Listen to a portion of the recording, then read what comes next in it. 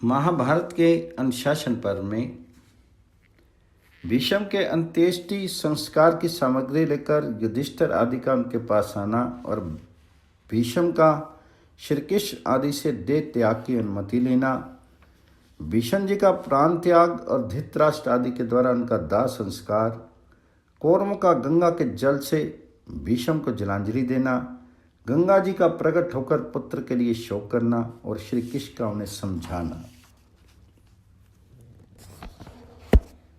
वैशंपायन जी कहते हैं, राजन, हस्तिनापुर में जाने के बाद कुंती नंदन युधिष्ठिर ने नगर और प्रांत के लोगों का यथोचित सम्मान किया तथा उन्हें अपने अपने घर जाने की आज्ञा दी। इसके बाद जिन स्त्रियों के पति और पुत्र युद्ध में मारे गए थे उन सबको बहुत सा धन देकर धैर्य बंधाया। तदनंतर युधिष्ठिर का राज्य सिंहासन के ओर अभिषेक किया और उन्होंने मंत्री आदि समस्त प्रकृतियों को अपने अपने पद पर स्थापित करके वेद वेता एवं गुणवान ब्राह्मणों से उत्तम आशीर्वाद ग्रहण किया। तत्पश्चात राजा युधिष्ठिर ने 50 दिनों तक हस्तिनापुर में रहने के बाद जब सूर्य देव को दक्षिणायन से निवृत्त होकर उत्तरायण में आए देखा तो उन्हें कुरुश्रेष्ठ भीष्म जी की मृत्यु का स्मरण हो आया और वे यज्ञ कराने वाले ब्राह्मणों के साथ हस्तिनापुर से चलने को उद्यत हुए। जाने के पहले उन्होंने भीष्म जी का अंत्येष्टि संस्कार करने के लिए घृत, माला, सुगंधित द्रव्य, रेशमी वस्त्र, चंदन, काला अगरू, अच्छे अच्छे फूल और नाना प्रकार के रत्न आदि सामग्री भेज दी। फिर धृतराष्ट्र और गंधारी को आगे करके माता कुंती, सब भाई, भगवान श्री कृष्ण, बुद्धिमान विदुर और सात्विकी को साथ लेकर वे नगर से बाहर निकले। उनके साथ रथ, हाथी, घोड़े और राजोचित उपकरण और वैभव का महान ठाट बाट था। वंदीजन उनकी स्तुति करते हुए चलते थे। महातेजस्वी युधिष्ठिर भीष्म जी के स्थापित किए हुए त्रिविध अग्नियों को आगे रखकर स्वयं पीछे पीछे चल रहे थे। यथासमय वे कुरुक्षेत्र में शांतनु नंदन भीष्म जी के पास जा पहुंची।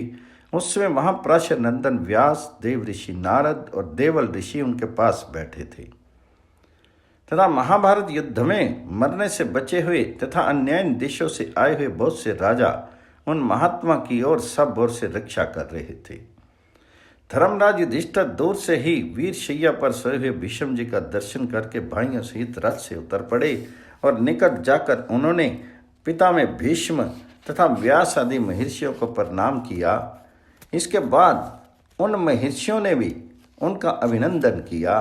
फिर वे ऋषियों से घिरे हुए पितामह के पास जाकर बोले, दादाजी, मैं युधिष्ठिर आपकी सेवा में उपस्थित हूँ और आपके चरणों में प्रणाम करता हूँ। यदि आपको मेरी बात सुनाई देती हो तो आज्ञा दीजिए, मैं आपकी क्या सेवा करूँ। आपके बताए हुए समय पर अग्नियों को लेकर मैं उपस्थित हुआ हूँ। आपके महातेजस्वी पुत्र राजा धृतराष्ट्र भी अपने मंत्रियों के साथ यहाँ पधारे हुए हैं। भगवान श्री कृष्ण, मरने से बचे हुए समस्त राजा और कुरुजांगल देश के लोग भी आए हुए हैं। आप आंखें खोलकर इन सब की ओर देखिए। आपके कथन के अनुसार इस समय के लिए जो कुछ करना आवश्यक था वह सब कर लिया गया है। सभी उपयोगी वस्तुओं का प्रबंध हो चुका है। परम बुद्धिमान युधिष्ठिर के इस प्रकार कहने पर गंगानंदन भीष्म ने आंखें खोलकर अपने चारों ओर खड़े हुए समस्त भरतवंशी राजाओं की ओर देखा। फिर युधिष्ठिर का हाथ पकड़कर मेघ के समान गंभीर वाणी में यह सम्योचित वचन कहा, बेटा युधिष्ठिर, तुम अपने मंत्रियों के साथ यहाँ आ गए, ये बड़ी अच्छी बात हुई। भगवान सूर्य अब दक्षिणायन से उत्तरायण की ओर आ गए हैं। इन तीखे बाणों की शैया पर शयन करते हुए आज मुझे 58 दिन हो गए, किंतु ये दिन मेरे लिए 100 वर्ष के समान बीते हैं। इस समय चांद्रमास के अनुसार माघ का महीना प्राप्त हुआ है। इसका ये शुक्ल पक्ष चल रहा है, जिसका एक भाग बीत चुका है और 3 भाग बाकी हैं। धर्मपुत्र युधिष्ठिर ने ऐसा कहकर भीष्म जी ने धृतराष्ट्र को संबोधित करके कहा, राजन, तुम धर्म को अच्छी तरह जानते हो। तुमने अर्थ तत्व का भी भली भांति निर्णय कर लिया है। अब तुम्हारे मन में किसी प्रकार का संदेह नहीं है, क्योंकि तुमने अनेकों शास्त्रों का ज्ञान रखने वाले बहुत से विद्वान ब्राह्मणों की सेवा की है। संपूर्ण वेदों, शास्त्रों और धर्मों का तुम्हें पूरा पूरा ज्ञान है, अतः तुमको शोक नहीं करना चाहिए। जो कुछ हुआ है वैसी ही होनहार थी। तुमने श्री कृष्ण पायन व्यास जी से देवताओं का रहस्य भी सुन लिया है। उसी के अनुसार महाभारत युद्ध की सारी घटनाएं हुई हैं। ये पांडव जैसे राजा पांडु के पुत्र हैं, वैसे भी धर्म की दृष्टि से तुम्हारे भी हैं। ये सदा गुरुजनों की सेवाएं लगे करने लगते हैं। तुम धर्म में स्थित रहकर अपने पुत्रों के समान ही इनकी रक्षा करना। धर्मराज युधिष्ठिर का हृदय बहुत ही शुद्ध है। ये सदा तुम्हारी आज्ञा के अधीन रहेंगे। मैं जानता हूँ इनका स्वभाव बहुत ही कोमल है और ये गुरुजन के प्रति बड़ी भक्ति रखते हैं। तुम्हारे पुत्र बड़े दुरात्मा, क्रोधी, लोभी, ईर्ष्या रखने वाले और दुराचारी थे, अतः उनके लिए कभी शोक मत करना। धृतराष्ट्र ने ऐसा कहकर भीष्म जी भगवान श्री कृष्ण से बोले, भगवान आप देवताओं के भी देवता हैं। देवता और असुर सभी आपके चरणों में शीघ्र झुकाते हैं, अपना शीश भी झुकाते हैं। अपने 3 पगों से त्रिलोकी को नापने वाले भगवान वामन आपको प्रणाम है। आप शंख, चक्र तथा गदा धारण करने वाले हैं। वासुदेव, हिरण्यात्मा, पुरुष, सविता, विराट, अनुरूप जीव और सनातन परमात्मा भी आप ही हैं। कमल के समान नेत्र वाले पुरुषोत्तम, आप मेरा उद्धार करें। श्री कृष्ण, अब आप मुझे जाने की आज्ञा दीजिए और सदा आपकी शरण में रहने वाले इन पांडु पुत्रों की रक्षा करते रहिए। मैंने दुर्बुद्धि दुर्योधन को ये कहकर समझाया था कि जहाँ श्री कृष्ण है वहाँ धर्म है। जहाँ धर्म है उसी पक्ष की जीत होनी निश्चित है। इसलिए बेटा दुर्योधन, भगवान श्री कृष्ण की सहायता से तुम पांडवों के साथ संधि कर लो। यह संधि के लिए बड़ा अच्छा अवसर हाथ आया है। इस प्रकार बार बार कहने पर भी उस मूर्ख ने मेरी बात नहीं मानी और सारे पृथ्वी के वीरों का नाश कराकर अंत में मैं स्वयं भी काल के काल में चला गया। भगवान, मैं आपको जानता हूँ। आप वे ही पुरातन ऋषि नारायण हैं जो नर के साथ चिरकाल तक भद्र का आश्रम में निवास करते रहे हैं। देव ऋषि नारद और महातपस्वी व्यास जी ने भी मुझसे कहा था कि ये श्री कृष्ण और अर्जुन साक्षात भगवान नारायण और नर हैं जो मानव शरीर में अवतीर्ण हुए हैं। श्री कृष्ण, अब आप आज्ञा दीजिए, मैं इस शरीर का परित्याग करूँगा। आपकी आज्ञा मिलने पर मुझे परम गति की प्राप्ति होगी। तो श्री कृष्ण ने कहा, भीष्म जी, मैं आपको सहर्ष आज्ञा देता हूँ। आप वसुलोक को जाइए। इस लोक में आपके द्वारा अणुमात्र भी पाप नहीं हुआ है। राज ऋषि, आप दूसरे मार्कंडे के समान पितृभक्त हैं, इसलिए मृत्यु विनीत दासी की भांति आपके वश में है। भगवान के ऐसा कहने पर गंगानंदन भीष्म ने पांडवों के तथा धृतराष्ट्र आदि सभी सुहृदों से कहा, अब मैं प्राणों का त्याग करना चाहता हूँ। तुम सब लोग मुझे इसके लिए आज्ञा दो। तुम्हें सदा सत्य धर्म के पालन का प्रयत्न करते रहना चाहिए, क्योंकि सत्य ही सबसे बड़ा बल है। तुम लोगों को सबके साथ कोमलता का बर्ताव करना, सदा अपनी इंद्रियों को वश में रखना, ब्राह्मणों के प्रति भक्ति करना तथा धर्मनिष्ठ एवं तपस्वी होना चाहिए। यह कहकर भीष्म जी ने अपने सब सहृदयों को गले से लगाया और युधिष्ठिर से पुनः इस प्रकार कहा, राजन, तुम सामान्यतः सभी ब्राह्मणों की, विशेषतः विद्वानों की और आचार्य तथा ऋतिज्ञों की सदा ही पूजा करते रहना। वैशंपायन जी कहते हैं, जन्मेजय समस्त कौरवों से इस प्रकार कहकर शांतनु नंदन भीष्म जी कुछ देर तक चुपचाप पड़े रहे। तदनंतर वे मन सहित प्राणवायु को क्रमशः भिन्न भिन्न धारणाओं में स्थापित करने लगे। इस तरह योगिक क्रिया के द्वारा रोके हुए महात्मा भीष्म जी के प्राण क्रमशः ऊपर चढ़ने लगे। उससे वहां एकत्रित हुए सभी संत महात्माओं के बीच एक बड़े आश्चर्य की घटना घटी। व्यास आदि सब महर्षियों ने देखा कि शांतनु नंदन भीष्म का प्राण उनके जिस जिस अंग को त्याग कर ऊपर उठता था, उस अंग के बाण अपने आप निकल जाते और उनका घाव भर जाता था। इस प्रकार सबके देखते देखते भीष्म जी का शीर क्षण भर में बाण से रहित हो गया। यह देखकर भगवान श्री कृष्ण और व्यास आदि महर्षियों को बड़ा विस्मय हुआ।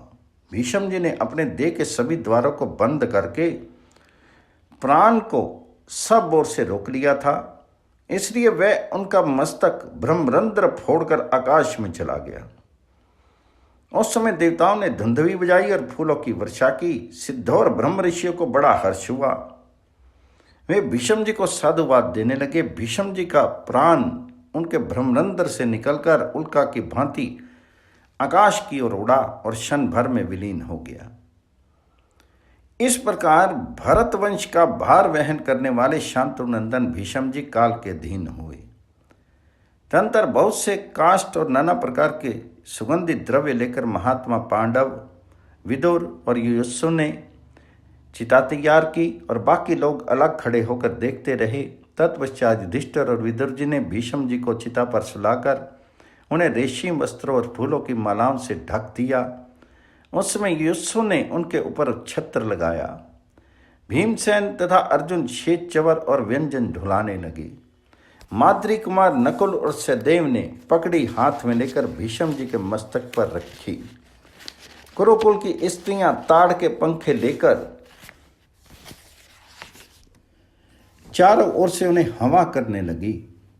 फिर पांडवों ने विधि पूर्वक सम्योचित पितृमेध किया और भीष्म के शव का संस्कार करते हुए अग्नि में बहुत सी आहुतियां डाली। उससे सामवेद के विद्वान ब्राह्मण साम गान करने लगे और धृतराष्ट्र ने चंदन की लकड़ी तथा सुगंधित वस्त्रों से भीष्म के शीर को आच्छादित करके उनकी चिता में आग लगा दी। फिर धृतराष्ट्र आदि सब कौरवों ने उस जलती हुई चिता की प्रदक्षिणा की। इस प्रकार भीष्म जी का दाह संस्कार करके समस्त कौरव अपने कुल की स्त्रियों को साथ लेकर ऋषि मुनियों से सेवित परम पितृ भगीरथी के तट पर गए। उनके साथ महर्षि व्यास, देव ऋषि नारद, असित, देवल, भगवान श्री कृष्ण तथा नगर निवासी मनुष्य भी थे। वहां पहुंचकर सब लोगों ने विधि पूर्वक महात्मा भीष्म को जलांजलि दी। उस समय अपने पुत्र भीष्म को जलांजलि देने का कार्य पूरा हो जाने पर भक्ति भगीरथी जल के ऊपर प्रकट हुई और शोक से विकल होकर कौरवों से रोक कर कहने लगी, प्रिय पुत्रों मेरी बात सुनो। भीष्म राजोचित सदाचार से संपन्न थे। उनकी बुद्धि बड़ी पवित्र थी और उनका जन्म भी बहुत उत्तम कुल में हुआ था। वे कुरुकुल के वृद्ध पुरुषों का सत्कार करने वाले और अपने पिता के बड़े भक्त थे। उन्हें अपने जीवन में महान व्रत का पालन किया था। जमदग्नि कुमार परशुराम जी भी अपने दिव्य अस्त्रों के द्वारा उन्हें परास्त नहीं कर सके थे, किंतु वे ही महापरकर्मी भीष्म शिखंडी के हाथ से मारे गए। ये कितने दुख की बात है। अवश्य मेरा हृदय पत्थर का बना हुआ है, तभी तो अपने प्यारे पुत्र को जीवित न देखकर भी ये फट नहीं जाता। काशीपुरी के संबर में समस्त क्षत्रिय राजा एकत्र हुए थे, किंतु भीष्म ने अकेले ही उन सब को जीतकर काशी राज की कन्याओं का अपहरण किया था। बाल में जिनकी समानता करने वाला इस पृथ्वी पर दूसरा कोई वीर नहीं है, उन्हीं को शिखंडी के हाथ में मारे गए सुनकर आज मेरी छाती क्यों नहीं फट जाती। और जिन्होंने कुरुक्षेत्र के मैदान में युद्ध करके परशुराम जी को अनायास ही कष्ट में डाल दिया था, उन्हीं को मृत्यु शिखंडी के हाथ से हुई। ऐसी बातें कहकर जब गंगा जी बहुत विलाप करने लगी तो भगवान श्री कृष्ण ने समझाते कहा, कल्याणी धैर्य धारण करो, शोक त्याग दो। तुम्हारे पुत्र भीष्म जी अत्यंत उत्तम लोक में गए हैं, इसमें तनिक भी संदेह मत करो। वे महातेजस्वी वसु थे। विशिष्ट मुनि के शाप से उन्हें मनुष्य योनि में जन्म लेना पड़ा था। उनके लिए तुम्हें शोक नहीं करना चाहिए। उन्हें सम्रांगन में क्षत्रिय धर्म के अनुसार युद्ध किया था। वे अर्जुन के द्वारा मारे गए हैं। शिखंडी के हाथ से उनकी मृत्यु नहीं हुई है। देवी, तुम्हारे पुत्र कुरुश्रेष्ठ भीष्म जब हाथ में धनुष बांध लिए रहते, उस समय साक्षात इंद्र भी उन्हें मारने में समर्थ नहीं हो सकते थे। वे तो अपनी इच्छा से ही शरीर त्याग करके दिव्य लोक में गए हैं। संपूर्ण देवता मिलकर भी युद्ध में उन्हें मारने की शक्ति नहीं रखते थे। इसलिए तुम कुरुनंदन भीष्म जी के लिए शोक मत करो। वे वसुओं के स्वरूप को प्राप्त हुए हैं, उनकी चिंता छोड़ दो। वैशंपायन जी कहते हैं, जन्मेजय, भगवान श्री कृष्ण और व्यास ने जब इस प्रकार समझाया तो नदियों में श्रेष्ठ गंगा जी शोक छोड़कर पानी में उतर गई और श्री कृष्ण और सब लोग गंगा जी का सत्कार करके उनकी आज्ञा लेकर वहां से लौट आए। इस प्रकार से अनुशासन पर्व समाप्त। संक्षिप्त महाभारत में आश्रमेधिक पर्व में युधिष्ठिर का शोक करना, श्री कृष्ण का उन्हें सांत्वना देना और व्यास जी का युधिष्ठिर को समझाते हुए राजा मरद की कथा सुनाना। नारायणम नमस्कृत्य नरम चैव नरोत्तमं देवीं सरस्वतीं व्यासं ततो जयामुदीरये। अंतर्यामी नारायण स्वरूप भगवान श्री कृष्ण, उनके नित्य सखा नर स्वरूप नर रत्न अर्जुन, उनकी लीला प्रकट करने वाली भक्ति सरस्वती और उनके वक्ता महर्षि वेद व्यास को नमस्कार करके आसुरी संपत्तियों पर विजय प्राप्ति पूर्वक अंतःकरण को शुद्ध करने वाले महाभारत ग्रंथ का पाठ करना चाहिए। वैशंपायन जी कहते हैं, जन्मेजय, भीष्म को जलांजलि दे लेने के पश्चात महाराज धृतराष्ट्र को आगे करके महाबाहु युधिष्ठिर पानी से बाहर निकले। उस समय उनकी संपूर्ण इंद्रियां शोक से व्याकुल हो रही थी। बाहर आने पर वे दोनों नेत्रों से आंसू की धारा बहाते हुए गंगा जी के तट पर गिर पड़े। राजा को इतना दीन और हत उत्साह देखकर पांडव फिर शोक में डूब गए और उन्हीं के पास बैठे रहे। तब भगवान श्री कृष्ण ने कहा, राजन, यदि मनुष्य मरे हुए प्राणी के लिए अपने मन में अधिक शोक करता है तो उसके परलोकवासी पिता पिता में आदि बहुत संतप्त होते हैं। इसलिए आप बड़ी बड़ी दक्षिणा वाले नाना प्रकार के यज्ञों का अनुष्ठान करके सोमरस से देवताओं को तथा सदा श्राद्ध के द्वारा पितरों को तृप्त कीजिए। अतिथियों को अन्न और जल देकर तथा अकिंचन मनुष्यों को उनकी इच्छाएं पूर्ण करके संतुष्ट कीजिए। आपने तो जानने योग्य तत्व का ज्ञान प्राप्त किया है, करने योग्य कार्यों को पूर्ण किया है तथा भीष्म, व्यास, नारद और विदुर जी के मुँह से राजा के धर्मों का श्रवण किया है। अतः आपको मूढ़ पुरुषों के समान शोक नहीं करना चाहिए। उठिए और अपने पिता पितामहों के वर्ताव का अनुसरण करते हुए राज्य का भार संभालिए। महाराज, जैसी होनहार थी वैसे ही सब कुछ हुआ, अतः शोक त्याग दीजिए। इस युद्ध में जो लोग मारे गए हैं उन्हें अब आप फिर नहीं देख सकते। ये कहकर भगवान श्री कृष्ण चुप हो गए। तब महातेजस्वी युधिष्ठिर ने कहा, गोविंद, आपका मेरे ऊपर जो प्रेम है उसे मैं अच्छी तरह जानता हूँ। आप स्नेह और सौहार्दवश सदा ही मुझ पर कृपा करते रहते हैं। गदाधर, यदि प्रसन्नतापूर्वक आप मुझे तपोवन में जाने की आज्ञा दे देते तो मेरा सबसे बड़ा प्रिय कार्य हो जाता। मैं पिता में भीष्म को और युद्ध से कभी पीठ न दिखलाने वाले नरश्रेष्ठ कर्ण को मरवा कर कभी शांति नहीं पा सकता। आप जिस उपाय से मुझे अपने क्रूरतापूर्ण पाप से छुटकारा मिले, जिस काम के करने से मेरा चित्त शुद्ध हो, वही कीजिए। कुंती नंदन युधिष्ठिर को ऐसी बातें करते देखकर धर्म के तत्व को जानने वाले महातेजस्वी व्यास जी ने कहा, तात, तुम्हारी बुद्धि अभी शुद्ध नहीं हुई। तुम पुनः बालकों की भांति मोह में पड़ गई। हम लोगों का बार बार समझाना व्यर्थ का प्रलाप सिद्ध हो रहा है। अब हम किस लायक रहेंगे? युद्ध से ही जिनकी जीविका चलती है, उन क्षत्रियों के धर्म तुम्हें भली भांति विदित हैं। जैसा बर्ताव करने से राजा को मानसिक चिंता से ग्रस्त नहीं होना पड़ता, वह भी तुमसे छिपा नहीं है। तुमने संपूर्ण मोक्ष धर्मों का यथार्थ रूप से श्रवण किया है। मैंने भी अनेकों बार तुम्हारे संदेहों का निवारण किया है। इसके सिवा तुम संपूर्ण राज धर्म और दान धर्म को भी सुन चुके हो। इस प्रकार सब धर्मों के ज्ञाता और संपूर्ण शास्त्रों के विद्वान होकर भी अज्ञानवश बारंबार मोह में क्यों पड़ रहे हो? युधिष्ठिर, मुझे तो ऐसा जान पड़ता है कि तुम्हारी बुद्धि ठीक नहीं है, तभी तुम सारा दोष अपने ही ऊपर मढ़ते हो। अच्छा, यदि अंतोदगत्वा तुम अपने को ही युद्ध रूप पाप कर्म की जड़ मानते हो तो वह उपाय भी सुनो, जिससे उस उपाय का नाश हो सकता है। जो मनुष्य पाप करते हैं वे तपस्या, यज्ञ और दान के द्वारा ही अपना उद्धार करते हैं। इन्हीं कर्मों से पापियों की शुद्धि होती है। यज्ञों से ही देवताओं का महात्म्य अधिक हुआ है और क्रियानिष्ठ देवताओं ने यज्ञ के ही बल से दानवों को परास्त किया है। दशरथ नंदन भगवान राम ने तथा दुष्यंत और शकुंतला के पुत्र तुम्हारे पूर्व पिता में राजा भरत ने जिस प्रकार अश्वमेध यज्ञ का अनुष्ठान किया था, उसी प्रकार तुम भी नाना प्रकार की दक्षिणा देकर तथा बहुत से मनवांछित पदार्थ, अन्न और धन आदि खर्च करके अश्वमेध यज्ञ करो। तो युधिष्ठिर ने कहा, विप्रवर, इसमें संदेह नहीं कि अश्वमेध यज्ञ राजा को पवित्र कर सकता है, किंतु इसके संबंध में मैं अपना एक हार्दिक अभिप्राय आपके सामने प्रकट करना चाहता हूँ, उसे सुनिए। अपने जाति भाइयों का ये महान संहार कराने के बाद अब मेरे पास दक्षिणा में देने के लिए धन नहीं रह गया है, अतः इस समय मैं थोड़ा सा भी दान करने में असमर्थ हूँ। यहाँ जो राजकुमार उपस्थित हैं, ये सभी संकट में पड़े हुए हैं, इनके शीर के घाव भी अब भी सूखने नहीं पाए हैं। इस युद्ध के कारण ये भी दीन एवं दुखी हो गए हैं, अतः इनसे भी मैं धन की याचना नहीं कर सकता। सारी पृथ्वी का नाश कराकर यूँ ही मैं शोक में डूबा हुआ हूँ। अब इन बेचारों से किस तरह कर वसूल करूँ? दुर्योधन के अपराध से ये पृथ्वी और इस पर रहने वाले अधिकांश राजा नष्ट हो गए तथा हम लोगों के माथे अपयश का टीका लगा।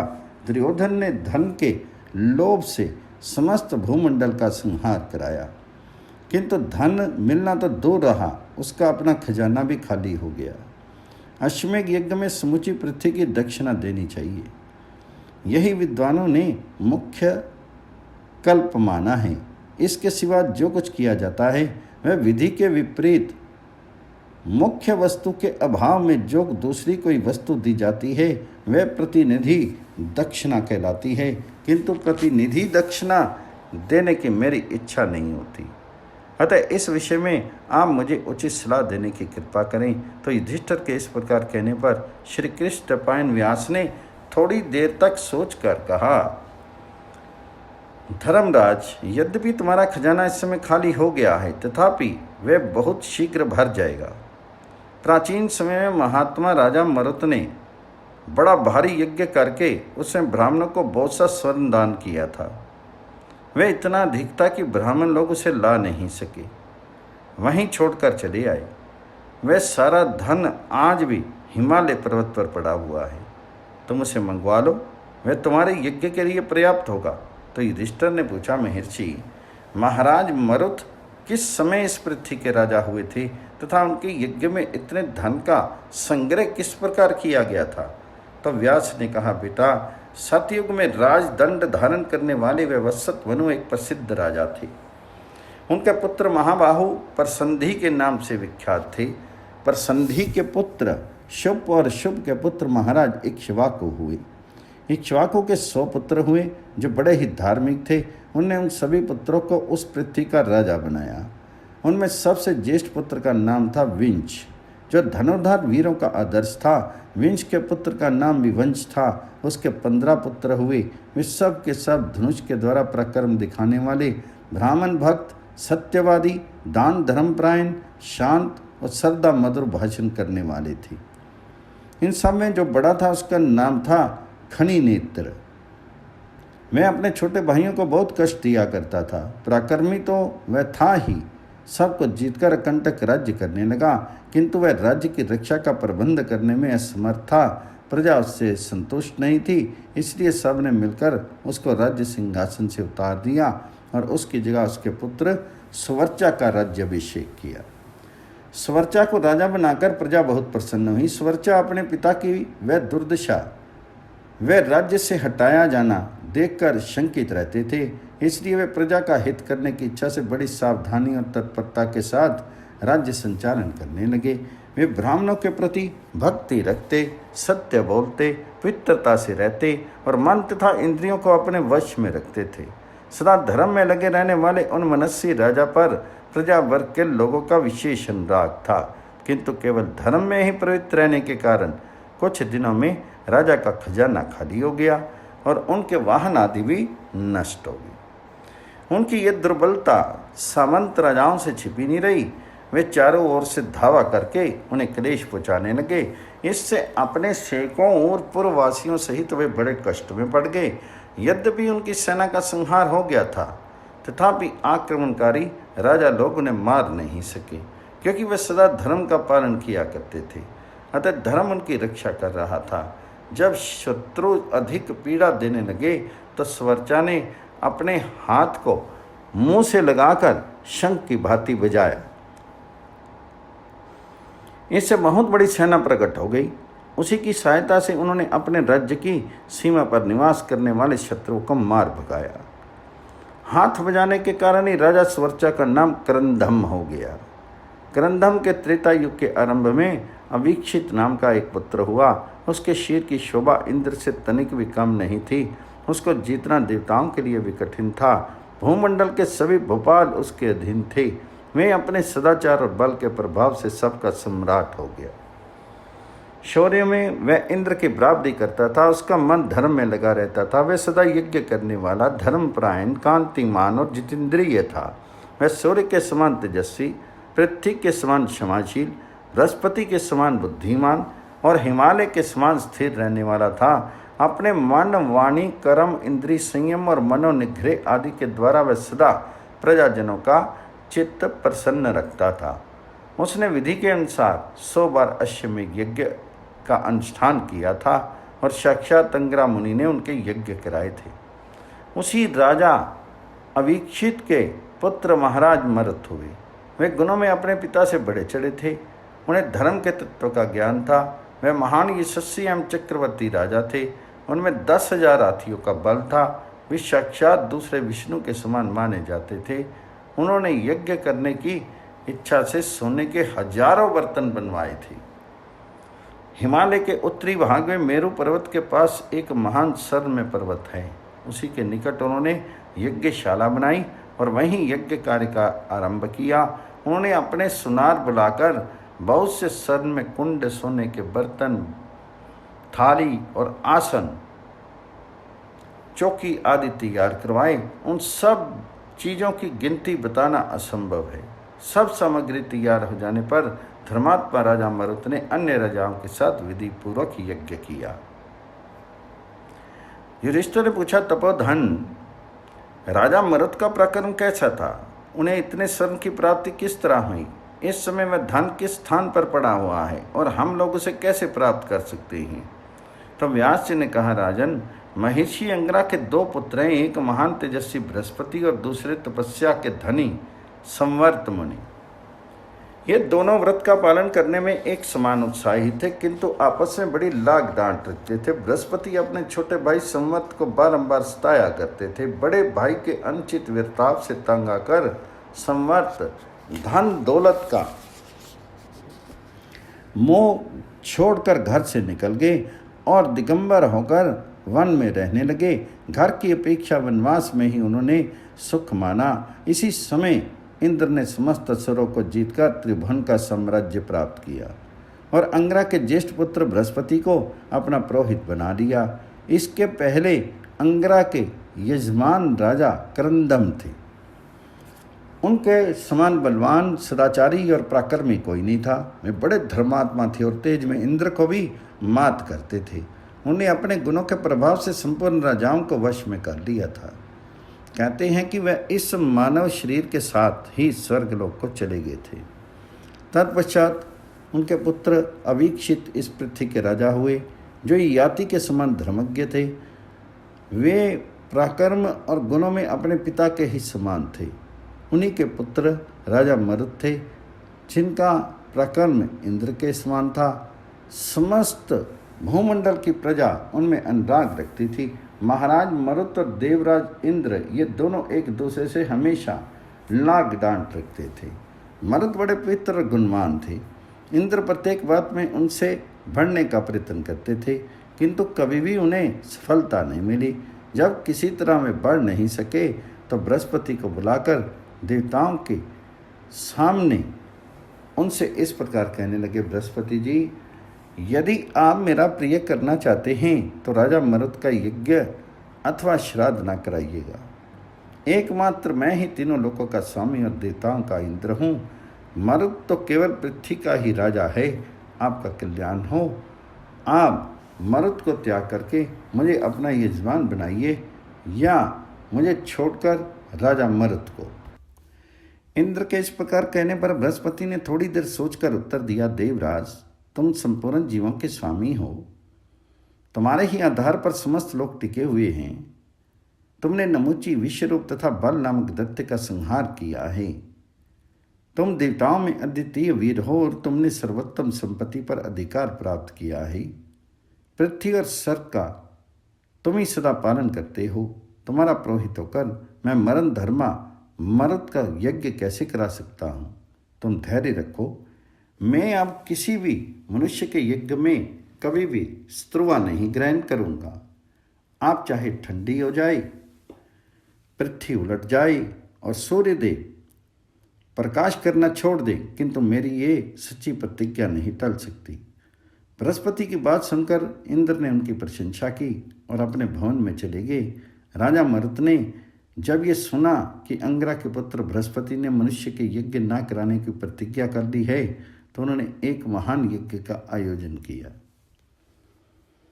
मन ही मन उस यज्ञ का संकल्प करके वे बृहस्पति के पास गए और विनीत भाव से बोले, भगवान, मैंने पहले एक बार आकर जो आपके यज्ञ के विषय में सलाह ली थी और आपने जिसके लिए मुझे आज्ञा दी थी, उस यज्ञ को अब मैं प्रारंभ करना चाहता हूँ। आपके कथन के अनुसार मैंने सब सामग्री एकत्रित कर ली है। इसके सिवा मैं आपका पुराना यजमान भी हूँ, इसलिए चलकर मेरा यज्ञ करा दीजिए। तो बृहस्पति ने कहा, राजन, अब मैं तुम्हारा यज्ञ कराना नहीं चाहता। देवराज इंद्र ने मुझे अपना पुरोहित बना लिया है और मैंने भी उनके सामने प्रतिज्ञा कर ली है कि मनुष्यों के यज्ञ नहीं कराऊंगा। तो मरुत ने कहा, विप्रवर, मैं आपके पिता के समय से ही आपका यजमान हूँ तथा आपका विशेष सम्मान करता हूँ। आपके चरणों में मेरी बड़ी भक्ति है, अतः आप मुझे स्वीकार कीजिए। तो बृहस्पति ने कहा, मरुत, जो कभी मृत्यु के वश में नहीं होते, उन देवताओं का यज्ञ कराने के बाद अब मैं मरण धर्मा मनुष्यों का यज्ञ कैसे कराऊंगा? तुम दूसरे किसी को अपना पुरोहित बना लो जो तुम्हारा यज्ञ करा दिया करेगा। आज से मैं तुम्हारे यज्ञ में हाथ नहीं डालूंगा। तो बृहस्पति से ऐसा उत्तर पाकर महाराज मरुत को बड़ा संकोच हुआ। वे बहुत खिन्न होकर लौटे जा रहे थे। उसी समय रास्ते में उन्हें नारद जी दिखाई पड़े। उनके पास जाकर राजा मरुत न्याय अनुसार हाथ जोड़कर खड़े हो गए। तब नारद जी ने उनसे कहा, राज ऋषि, तुम अधिक प्रसन्न नहीं दिखाई देते। कहो, तुम्हारे यहाँ कुशल तो है ना? इधर कहाँ गए थे और किस कारण तुम्हें ये खेद का अवसर प्राप्त हुआ? यदि मेरे सुनने योग्य हो तो बताओ, मैं तुम्हारा दुख दूर करने के लिए पूर्ण प्रयत्न करूँगा। तो देवऋषि नारद के इस प्रकार पूछने पर राजा मरुत ने पुरोहित से विछोह होने का सारा समाचार उन्हें कह सुनाया। वे बोले, नारद जी, मैं अंगिरा के पुत्र देवगुरु बृहस्पति के पास गया था। मेरा विचार था कि अपने यहाँ यज्ञ कराने के लिए ऋत्विज बनाऊं, किंतु उन्होंने मेरी प्रार्थना नहीं स्वीकार की। उन्होंने स्पष्ट रूप से इनकार कर दी है। वे मेरे गुरु थे, किंतु आज उन्होंने मुझसे मरण धर्मा मनुष्य होने का दोष बताकर मेरा श्रद्धा पर त्याग कर दिया है। इसलिए अब मैं जीवित रहना नहीं चाहता। राजा मरुत के ऐसा कहने पर देवऋषि नारद ने अपनी अमृतमयी वाणी के द्वारा उन्हें जीवन प्रदान करते हुए से कहा, राजन, अंगिरा के द्वितीय पुत्र संवर्त बड़े धार्मिक हैं। वे दिगंबर होकर संपूर्ण दिशाओं में भ्रमण कर रहे हैं। यदि बृहस्पति तुम्हें अपना यजमान बनाना नहीं चाहते तो तुम उन्हीं के पास चले जाओ। संवर्त बड़े तेजस्वी हैं, वे प्रसन्नतापूर्वक तुम्हारा यज्ञ करा देंगे। तो मरुत ने कहा, देव ऋषि, आपने ये बात बताकर मुझे जिला दिया। आप ये भी बताने की कृपा कीजिए कि मैं संवर्त मुनि का दर्शन कहाँ कर सकूँगा और मुझे उनके साथ कैसा बर्ताव करना होगा। तो नारद जी ने कहा, महाराज, वह इस समय काशीपुरी में विश्वनाथ जी के दर्शन की इच्छा से पागल का सा वेश धारण किए अपनी मौज में घूम रहे हैं। तुम विश्वनाथपुरी के प्रवेश द्वार पर पहुंचकर वहाँ कहीं से एक मुर्दा लाकर रख देना। प्रातःकाल विश्वेश्वर के दर्शन के लिए जाते समय जो उस मुर्दे को देखकर पीछे लौट पड़े उसे संवर्त समझना, और वह जहाँ जाए वहीं उसके पीछे पीछे चले जाना। जब वह किसी एकांत स्थान में पहुंचे तो हाथ जोड़कर उनके शरणापन्न हो जाना। यदि पूछे किसने तुम्हें मेरा पता बताया है तो कह देना कि नारद जी ने बतलाया है। आप महात्मा संवर्त हैं। ये सुनकर राजऋषि मरुत ने बहुत अच्छा कहकर नारद जी की आज्ञा स्वीकार की और उनकी पूजा करके उनसे जाने की आज्ञा लेकर वे वाराणसीपुरी की ओर चल दिए। वहां जाकर नारद जी के कथन का स्मरण करते हुए उन्होंने काशीपुरी के द्वार पर एक मुर्दा लाकर रखा। इसी समय विप्रवर संवर्त भी वहां आ गए, किंतु उस मुर्दे को देखकर सहसा पीछे लौट पड़े। ये देखकर अवीक्षित नंदन राजा मरुत संवर्त मुनि से शिक्षा लेने के लिए हाथ जोड़े उनके पीछे पीछे गए। एकांत में पहुंचकर राजा को अपने पीछे पीछे आते देख संवर्त मुनि बहुत सी शाखाओं से युक्त एक बरगद के सघन वृक्ष की शीतल छाया में बैठ के और कहने लगे, राजन, तुमने मुझे कैसे पहचाना है? किसने तुम्हें मेरा परिचय दिया है? यदि सच सच बता दोगे मैं तुम्हारे सब मनोरथ पूर्ण होंगे, और यदि झूठ बोलोगे तो तुम्हारे मस्तक के सैकड़ों टुकड़े हो जाएंगे। तो मर्द ने कहा, मुने, नारद जी ने मुझे रास्ते में आपका पता और परिचय दिया है। आप मेरे गुरु अंगिरा के पुत्र हैं, ये जानकर मुझे बड़ी प्रसन्नता हुई है। संवाद ने कहा, राजन, तुम ठीक कहते हो। नारद को ये मालूम है कि मैं यज्ञ कराना जानता हूँ, किंतु मेरा स्वभाव तो अपनी मौज में काम करने का है। मैं किसी के अधीन नहीं रह सकता। अतः तुम मुझसे क्यों यज्ञ कराना चाहते हो? मेरे भाई बृहस्पति इस कार्य में पूर्ण समर्थ हैं। आजकल इंद्र के साथ उनका बड़ा मेलजोल है। वे उनके यज्ञ आदि कार्य कराया करते हैं, इसलिए उन्हीं से अपना यज्ञ कराओ। घर गृहस्थी का सारा सामान, यजमान तथा ग्रह देवताओं के पूजन आदि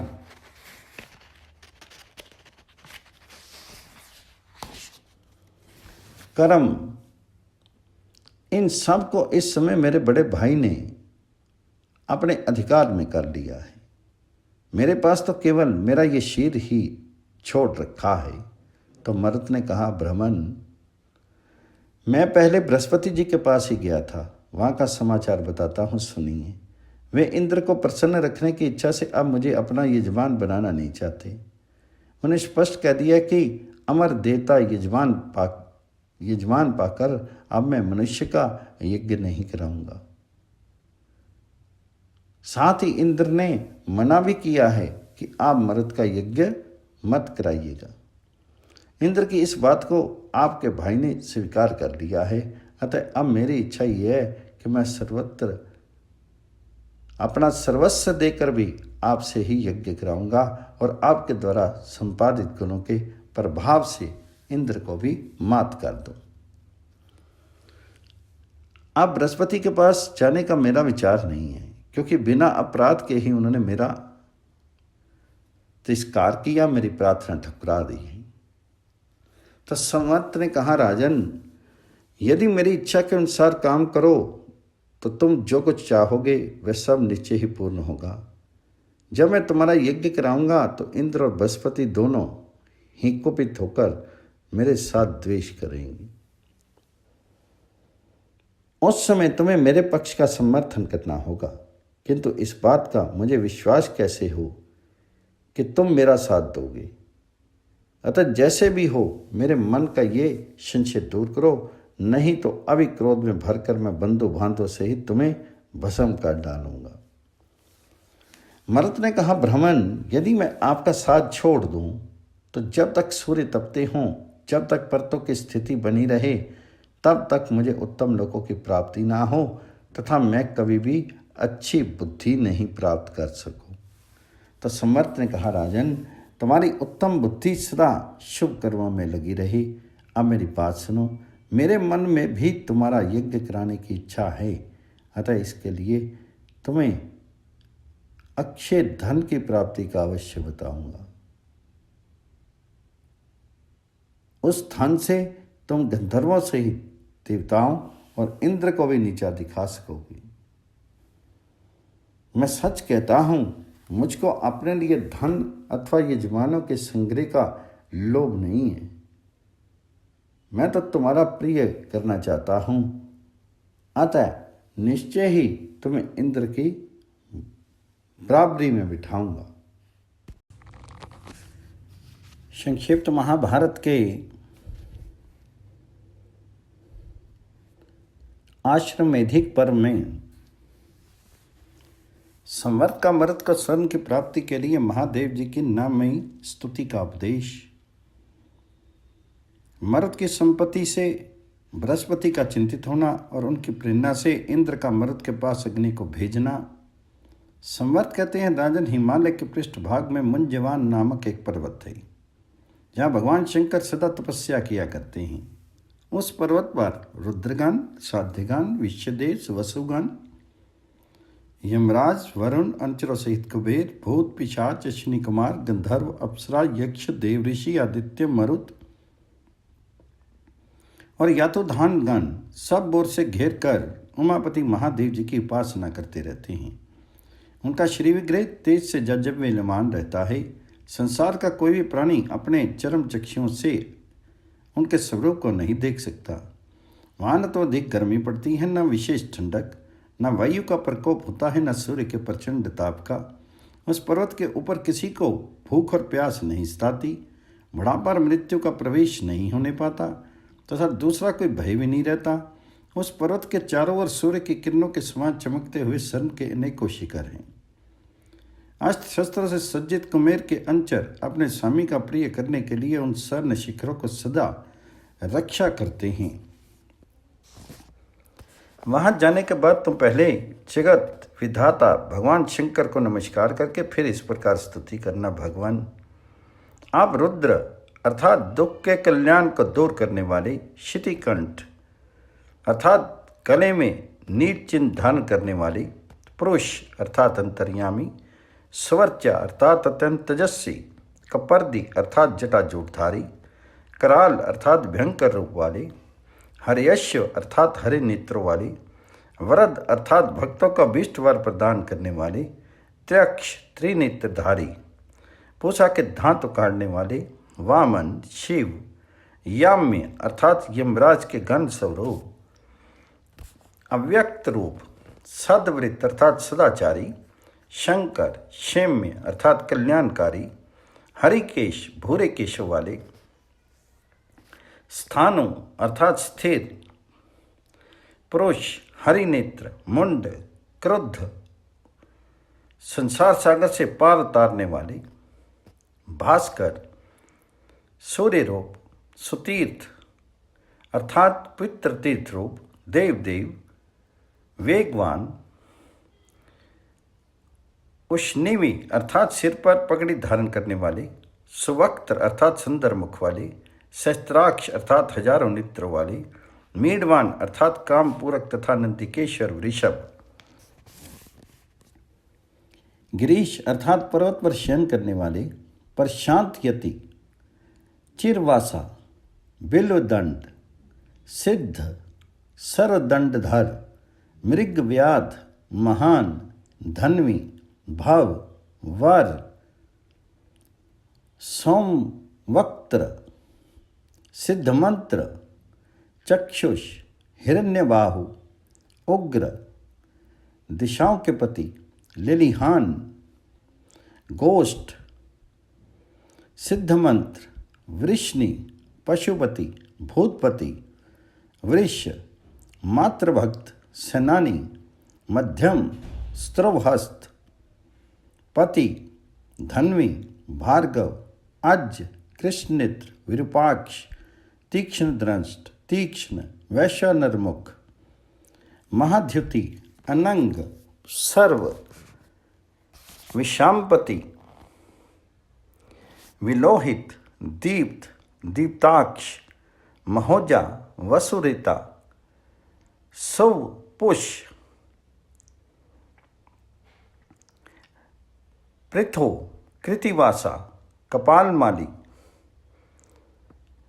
स्वर्णमुकट, महादेव, कृष्ण, त्र्यंबक, अनघ, क्रोधन, अनरिशंस, मृदु, बाहुशाली, दंडी, तप्त, तपा, अक्रूर कर्मा, शस्त्रशिरा, शस्त्रचरण, सदास्वरूप, बहुरूप और दंष्टि नामक धारण करने वाले हैं, आपको मेरा प्रणाम है।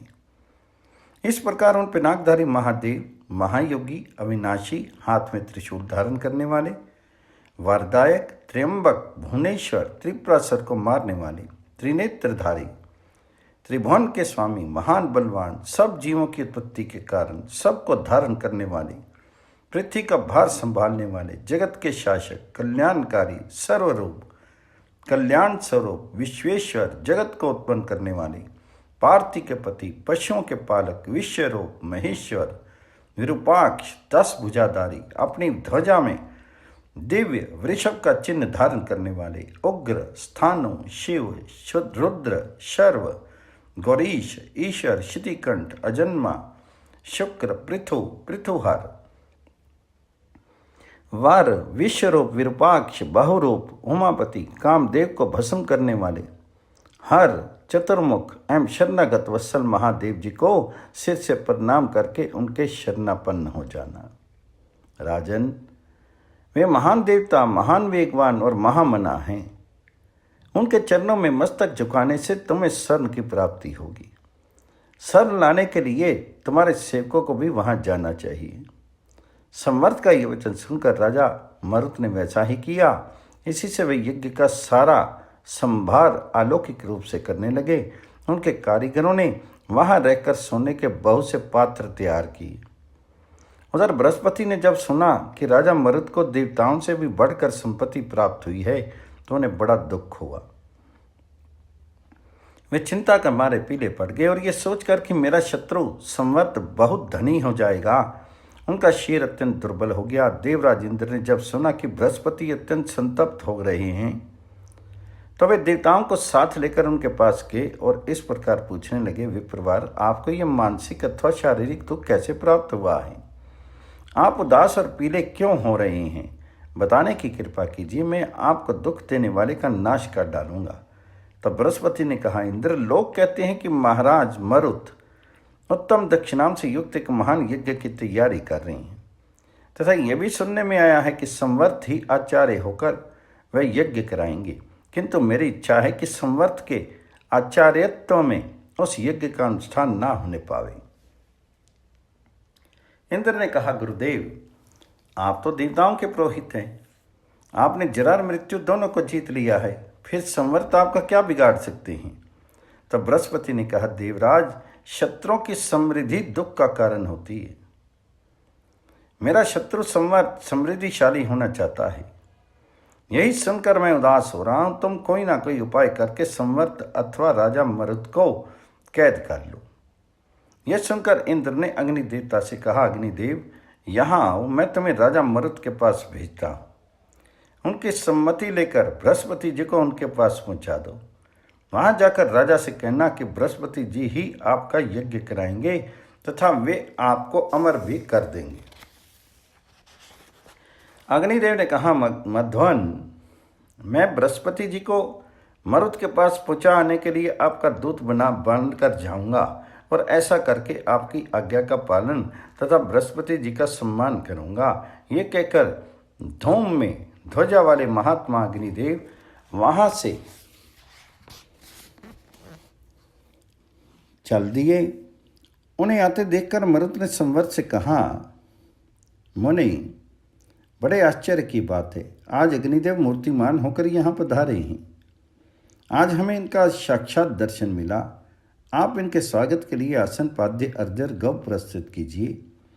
तो अग्नि ने कहा, राजन, मैं आपके दिए हुए पाद्य, अर्घ्य और आसन आदि को पा चुका। इसके लिए आपको धन्यवाद देता हूँ। इससे मैं इंद्र की आज्ञा से दूत बनकर आपके पास आया हूँ। तब मरुत ने कहा, अग्निदेव, श्रीमान देवराज सुखी तो हैं ना? वे मुझसे संतुष्ट तो हैं? संपूर्ण देवता उनकी आज्ञा के अधीन रहते हैं ना? ये सब बातें मुझे ठीक ठीक बताइए। तो अग्निदेव ने कहा, राजन, देवराज इंद्र बड़े सुख से हैं और आपके साथ अटूट मैत्री जोड़ना चाहते हैं। संपूर्ण देवता भी उनके अधीन ही हैं। अब उन्होंने जिस काम के लिए मुझे आपके पास बिठाया है उसे सुनिए। वे मेरे द्वारा बृहस्पति जी को आपके पास भेजना चाहते हैं। उन्होंने कहा है कि बृहस्पति जी आपके गुरु हैं, अतः यही आपका यज्ञ कराएंगे। आप मरण धर्मा मनुष्य हो, ये आपको अमर बना देंगे। मरुद ने कहा, भगवान, मेरा यज्ञ कराने के लिए ये विप्रवर संवर जी यहाँ उपस्थित हैं। बृहस्पति जी के लिए तो मैं हाथ जोड़ता हूँ। वे देवराज इंद्र के पुरोहित हैं। मेरे जैसे मनुष्य का यज्ञ कराना उनको शोभा नहीं देगा। तो अग्निदेव ने कहा, राजन, यदि बृहस्पति जी आपका यज्ञ कराएंगे तो देवराज इंद्र प्रसन्न होंगे, और उनके प्रसन्न होने पर देवलोक के भीतर जितने बड़े बड़े लोग हैं वे सब आपके लिए सुलभ हो जाएंगे। इसमें तनिक भी संदेह नहीं है कि आप यशस्वी होने के साथ ही स्वर्ग पर भी विजय प्राप्त करेंगे। देवी लोक, प्रजापति लोक और देवताओं के राज्य पर भी आपका पूर्ण अधिकार हो जाएगा। समर्थ ने कहा, अग्नि, मैं तुम्हें सावधान किए देता हूँ। बृहस्पति को मरुत के पास पहुँचाने के लिए फिर कभी मत आना, नहीं तो क्रोध में भरकर मैं अपनी दारुण दृष्टि से तुम्हें भस्म कर डालूंगा। समर्थ की बात सुनकर अग्निदेव भस्म होने के भय से पीपल के पत्ते की तरह कांपने लगे और तुरंत लौटकर देवताओं के पास चले गए।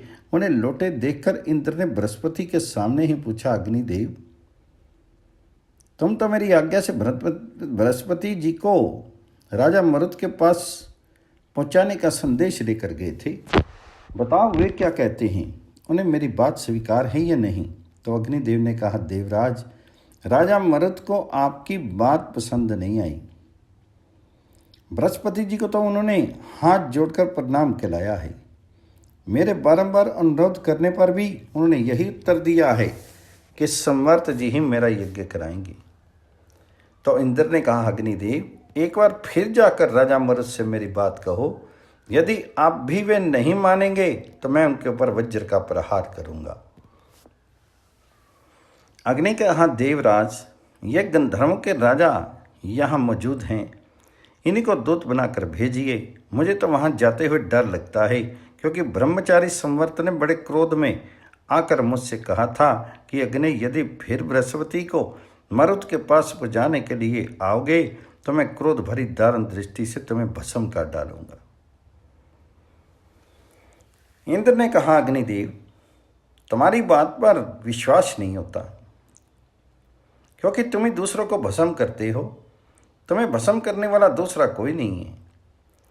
तुम्हारे स्पर्श से सभी लोग डरते हैं। तो अग्नि ने कहा, महेंद्र, जरा राजा शर्याति के यज्ञ का तो स्मरण कीजिए, जहाँ च्यवन मुनि यज्ञ कराने वाले थे।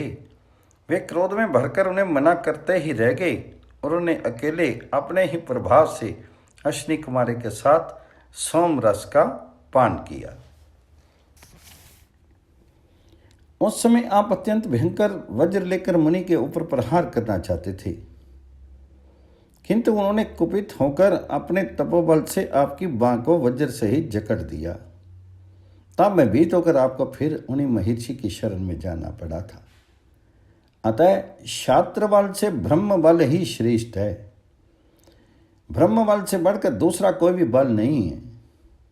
मैं ब्रह्म तेज को अच्छी तरह जानता हूँ, अतः मुझे संवत को जीतने का साहस नहीं होता। तो इंद्र ने कहा, यह ठीक है कि ब्रह्म बल सबसे बढ़कर है, ब्राह्मण से श्रेष्ठ दूसरा कोई नहीं है, किंतु मैं राजा मरुत के बल को नहीं सह सकता। उसके ऊपर अवश्य अपने घोर वज्र का प्रहार करूंगा। गंधर्वराज धृतराष्ट्र, अब तुम मेरे कहने से वहां जाओ और संवर्त के साथ मिले हुए राजा मरुत से कहो, राजन, आप बृहस्पति को अपने यज्ञ का आचार बनाइए, अथवा देवराज इंद्र आपके ऊपर घोर वज्र का प्रहार करेंगे। इंद्र की आज्ञा पाकर धृतराष्ट्र राजा मरुत के पास गए और उनसे इंद्र का संदेश इस प्रकार कहने लगे, महाराज, मैं धृतराष्ट्र नामक गंधर्व हूँ और आपसे देवराज इंद्र का संदेश सुनाने आया हूँ। संपूर्ण लोकों के स्वामी इंद्र ने कहा है कि आप बृहस्पति को अपना यज्ञ पुरोहित बनाइए। यदि मेरी बात नहीं मानोगे तो मैं आप पर भयंकर वज्र से प्रहार करूंगा। तब मरुत ने कहा, गंधर्वराज, आप इंद्र, विषदेव, वसु और अश्विनी कुमार आदि सभी देवता इस बात को जानते हैं कि मित्र के साथ द्रोह करने पर ब्रह्म हत्या के समान पाप लगता है। उसे छुटकारा पाने का संसार में कोई उपाय नहीं है, अतः मेरा यज्ञ तो अब संवर्त जी ही कराएंगे। बृहस्पति जी देवताओं और वज्रधारियों में श्रेष्ठ इंद्र का यज्ञ करावें। उनके विरुद्ध ना तो मैं आपकी बात मानूंगा और ना इंद्र के ही। गंधर्वराज ने कहा, महाराज, इंद्र आकाश में गर्जना कर रहे हैं, उनका भयंकर सिंहनाद सुनिए। जान पड़ता है अब वे आपके ऊपर वज्र छोड़ना ही चाहते हैं, अतः आप अपनी रक्षा का उपाय सोचिए, इसके लिए यही समय है। तो गंधर्वराज धृतराष्ट्र के ऐसा कहने पर राजा मरुत ने आकाश में सिंहनाद करते हुए इंद्र की आवाज सुनकर तप प्रायण संवर्त मुनि से कहा, विप्रवर, मैं आपकी शरण में हूँ और आपके द्वारा अपनी रक्षा चाहता हूँ, अतः आप कृपा करके मुझे अभय दान दें। देखिए, ये वज्रधारी इंद्र 10 दिशाओं को प्रकाशित करते हुए चले आ रहे हैं। इनका भयंकर सिंहनाद से हमारी यज्ञशाला के सभी सदस्य थर्रा उठे। समर्थ ने कहा, राजन, इंद्र से भय मत करो। मैं स्तंभनी विद्या का प्रयोग करके बहुत जल्द तुम्हारे ऊपर आने वाले इस भयंकर संकट को दूर किए देता हूं। विश्वास रखो और इंद्र से पराजित होने का भय छोड़ दो। मैं अभी उन्हें स्तंभित करता हूं तथा संपूर्ण देवताओं के अस्त्र शस्त्र भी मैंने क्षीण कर दी हैं। तो मर्द ने कहा, विप्रवर, आंधी के साथ ही जोर जोर से होने वाली वज्र की भयंकर गड़गड़ाहट सुनाई दे रही थी। इससे रह रहकर मेरा हृदय कांप उठता था है। आज मन में तनिक भी शांति नहीं है। समर्थ ने कहा, राजन, तुम्हें इंद्र के भीषण वज्र से तो कदापि भय नहीं करना चाहिए। मैं अभी वायु का रूप धारण करके इस वज्र को निष्फल किए देता हूं। इस भय को छोड़ो और मुझसे दूसरा कोई वर मांगो। बताओ, तुम्हारी कौन सी मानसिक इच्छा पूर्ण करूं? तो मर्द ने कहा, ब्रह्म ऋषि, अब ऐसा प्रयत्न कीजिए जिससे साक्षात इंद्र मेरे यज्ञ में शीघ्रता पूर्वक पधारें और अपना भाग ग्रहण करें। साथ ही अन्य देवता भी आकर अपने अपने स्थान पर बैठ जाएं तथा सब लोग एक साथ सोमरस का पान करें। तंत्र संवत ने अपने मंत्र बल से समस्त देवताओं का आवाहन किया। फिर तो इंद्र अपने रथ से अच्छे अच्छे घोड़े जोत कर देवताओं को साथ ले सोमपान की इच्छा से अनुपम पराक्रमी राजा मरुत की यज्ञशाला में आ पहुंचे। देववृंद के साथ इंद्र को आते देखकर राजा मरुत ने अपने पुरोहित संवर्त मुनि के साथ आगे बढ़कर उनकी अगवानी की और बड़ी प्रसन्नता के साथ शास्त्रीय विधि से उनका अग्र पूजन किया। संवर्त ने कहा, देवराज, आपका स्वागत है। आपके शुभ आगमन से इस यज्ञ की शोभा बढ़ गई है। मेरे द्वारा तैयार किया हुआ ये स्वयं रस प्रस्तुत है, आप इसका पान कीजिए। तो मर्द ने कहा, सुरेंद्र, आपको मेरा प्रणाम है। आप मुझ पर कल्याण में दृष्टि रखिए। आपके पधारने से मेरा यज्ञ और जीवन सफल हो गया। ये संवर्त जी मेरा यज्ञ करा रहे हैं। तो इंद्र ने कहा, नरेंद्र, आपके गुरु संवर्त जी को मैं जानता हूँ। वे बृहस्पति के छोटे भाई और तपस्वी के धनी हैं। इनका तेज दुस्सह है। इनकी आवाहन से मुझे यहाँ आना पड़ा। अब मेरा सारा क्रोध दूर हो गया और मैं आप पर विशेष प्रसन्न हूँ। तो संवर्त ने कहा, देवराज, यदि आप प्रसन्न हैं तो यज्ञ में जो जो कार्य आवश्यक हैं उसका स्वयं ही उपदेश दीजिए और स्वयं ही सब देवताओं के बाद निश्चित कीजिए। तो संवर्त के ये कहने पर इंद्र ने देवताओं की आज्ञा दी कि तुम सब लोग अत्यंत समृद्ध एवं चित्र विचित्र ढंग के अच्छे अच्छे भव्य भवन बनाओ, जिससे ये यज्ञशाला स्वर्ग के समान मनोहर जान पड़े। यह सुनकर समस्त देवताओं ने शीघ्र ही इंद्र की आज्ञा का पालन किया। तत्पश्चात इंद्र ने प्रसन्न होकर राजा मरुत की प्रशंसा करते हुए कहा, राजन, यहाँ मेरे साथ तुम्हारे पूर्वज और संपूर्ण देवता भी प्रसन्नतापूर्वक एकत्रित हुए हैं। वे सब लोग तुम्हारा दिया हुआ भविष्य ग्रहण करेंगे। तदंतर दैत्य अग्नि के समान तेजस्वी महता संवर्त ने उच्च स्वर से मंत्र पढ़ते हुए देवताओं के नाम से लेकर अग्नि में भविष्य का हवन किया। इसके बाद इंद्र तथा सोमपान के अधिकारी अन्य देवताओं ने उत्तम सोमरस का पान करके सबकी तृप्ति और प्रसन्नता हुई। फिर सब देवता राजा मरुत की अनुमति लेकर अपने अपने स्थान को चले गए। तब राजा ने बड़े हर्ष के साथ वहां पग पग पर स्वर्ण की ढेरी लगवाई और ब्राह्मणों को बहुत सा धन दिया। उस समय धन अधिपति कुबेर के समान उनकी शोभा हो रही थी। तत्पश्चात ब्राह्मणों के ले जाने से जो धन बच गया उसको मरुत ने एक स्थान पर जमा कर दिया। फिर अपने पुत्र संवर्त की आज्ञा लेकर वे राजधानी को लौट आए और समुद्र पर्यंत पृथ्वी का राज्य करने लगी। युधिष्ठिर, राजा मरुत ऐसे प्रभावशाली थे। उनके यज्ञ में बहुत सा स्वर्ण एकत्रित किया गया था। तुम उसी धन को मंगवाकर यज्ञ के द्वारा देवताओं को तृप्त करो।